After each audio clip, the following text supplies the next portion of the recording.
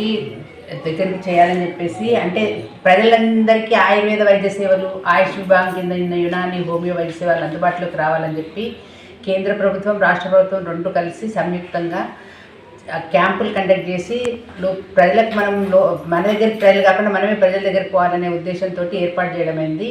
వృద్ధులు ముఖ్యంగా ఎక్కువ బాధలు పడుతున్నారు. కొంతమంది వృద్ధులు అంటే కుటుంబం నుంచి సరైన వైద్య సౌకర్యాలను పొందలేరు కాబట్టి అట్లాంటి వాళ్ళ కోసం స్పెషల్గా వృద్ధులకే ఈసారి 50-60 ఏళ్ళు పైబడిన వృద్ధులందరికీ ఈ మందులు, మోకాళ్ళ నొప్పులు, కీళ్ళ నొప్పులు, తర్వాత మధుమేహము, అర్షస్, మలబద్ధత ఇట్లాంటి ఏవైతే వృద్ధులకు వచ్చే సమస్యలకు దానికి సంబంధించినటువంటి క్యాంపులు కండక్ట్ చేయమని ఆదేశాలు ఇవ్వడమైంది. దానికి సంబంధించి మేము ఇప్పటివరకు జిల్లాలో 10 క్యాంపులు కండక్ట్ చేశాము. చాలా స్పందన వచ్చింది ప్రజల నుంచి. ఈరోజు అదే క్యాంపును దర్పల్లిలో కండక్ట్ చేయడమైంది. వర్షాకాలం సందర్భంగా హెల్త్ డిపార్ట్మెంట్ తరఫున తెలంగాణ ప్రభుత్వం క్యాంపులను కండక్ట్ చేయమని చెప్పేసి డిపార్ట్మెంట్కి ప్రత్యేకమైన గైడ్లైన్స్ ఇవ్వడం జరిగింది. సీజనల్ వ్యాధుల గురించి, తర్వాత ముఖ్యంగా ముసలి వాళ్ళు, 60 దాటిన వాళ్ళు, వృద్ధులు, వాళ్ళకి మోకాళ్ళ నొప్పులు కానీ, నడుము నొప్పులు కానీ, తర్వాత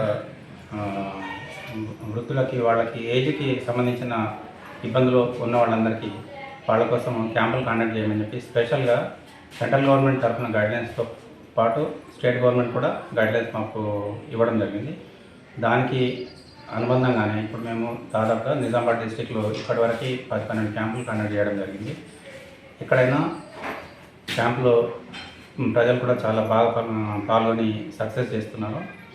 అట్లానే ఇంకా ఈ క్యాంపుల ప్రోగ్రామ్ అనేది దాదాపుగా ఇంకొక 1 మంత్ వరకు కంటిన్యూ అవుతుంటుంది. మీకు ఎప్పుడు ఇబ్బంది ఉన్నా కానీ నియర్ బై ఉన్న డాక్టర్స్కి సంబంధిస్తే, ఆయుష్ డాక్టర్స్కి సంబంధిస్తే,